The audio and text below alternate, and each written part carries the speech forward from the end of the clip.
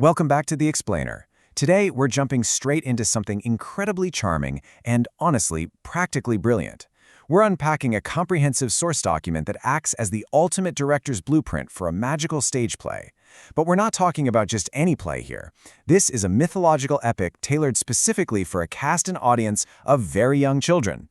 So we're going to see exactly how you can manage dozens of chaotic 5 to 8-year-olds on stage without completely losing your mind, all while delivering a story that's both hilarious and deeply meaningful. Okay, so let's kick things off with this beautiful opening chant, Jai Shri Krishna. You know, this isn't just a title, it instantly sets this reverent yet highly exciting cultural tone for the whole production.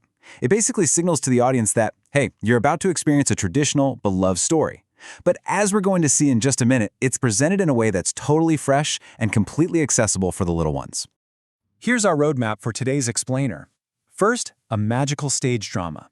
Second, cast and staging logistics. Third, the epic story arc. Fourth, comedy and new additions. And finally, core life lessons.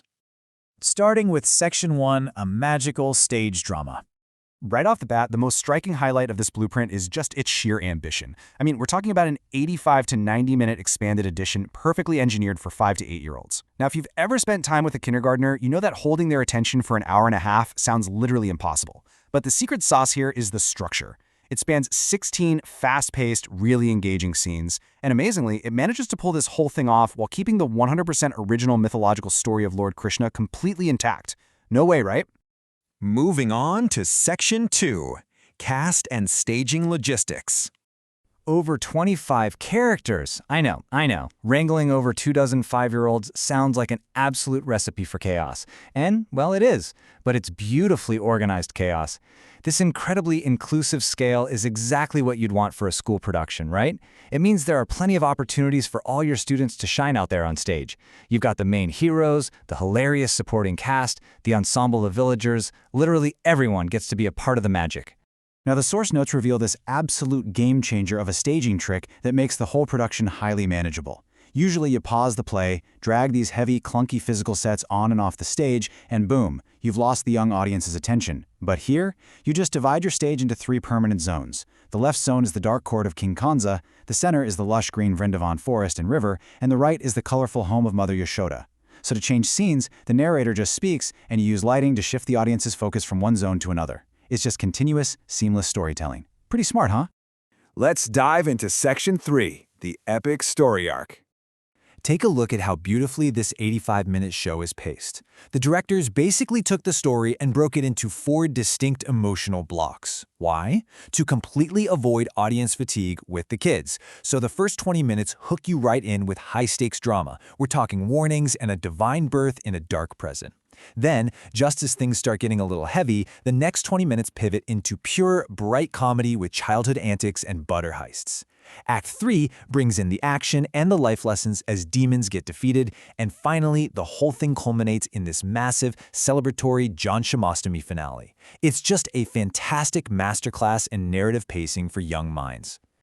Which brings us to Section 4, Comedy and New Additions. So the creators didn't just pad the runtime here to make it longer. They actually injected 10 brand new characters into this version. And guys, these aren't just background extras. They are massive comedic value adds. You've got Makanlal, the easily fooled shopkeeper. You have Garjacharya, this supposedly super wise pundit who literally loses his reading glasses while they're sitting right on his own nose. These fresh additions bring so much incredible energy. They keep both the kids on stage and the parents out in the audience just thoroughly entertained. Oh, and there is a brilliant directorial choice made here regarding the villains. Now, traditionally, the demons sent to harm Krishna are these terrifying monsters.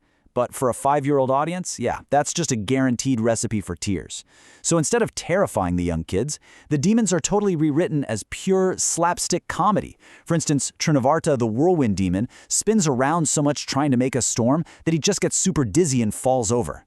Aghasur, the giant snake, literally gets his mouth stuck open in this super funny way.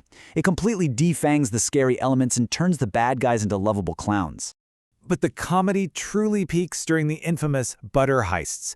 The script outlines these incredible physical comedy sequences, like all the kids trying to form a very wobbly human pyramid to reach the butter. But my absolute favorite detail? It has to be the introduction of the Gopi Complaint Committee.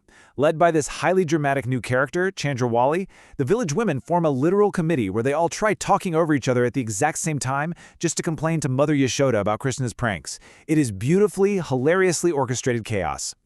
But, it's really vital to point out that it's not just nonstop laughs and slapstick. The expanded script expertly weaves in these genuinely touching mini-narratives to balance out the emotion. We get these poignant scenes, like with Krishna's dear friend Sudama, who is poor but so happily shares his humble meal of flattened rice. Or we see Krishna accepting a gift from the marginalized perfume seller, Kubja. Right there on stage, he's teaching his friends that true beauty lies in a pure heart, not outward appearances. These sweet moments really ground all that wacky comedy with real, genuine heart. And that leads us perfectly into Section 5, Core Life Lessons. You see, the script definitely doesn't leave the moral of the story up to interpretation. In Scene 10, the play explicitly stops the action to teach the kids these 5 essential life steps. Krishna literally gathers his friends and delivers them straight up. Love everyone. Yep, even those funny demons you just defeated. Always speak the truth, even when you're in trouble for stealing butter.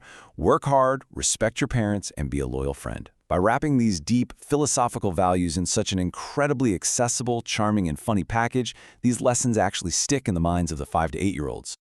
And as the curtain finally falls on your grand 25-character tableau, perfectly illuminated on your 3-zone stage, you leave the audience with this powerful, enduring thought delivered by the entire cast. It really forces us to take a step back and ask a much larger question. If profound, complex philosophical truths can be successfully taught through wobbly human pyramids and slapstick comedy, are we overcomplicating how we educate adults? Thanks for joining us for this explainer. We'll see you next time.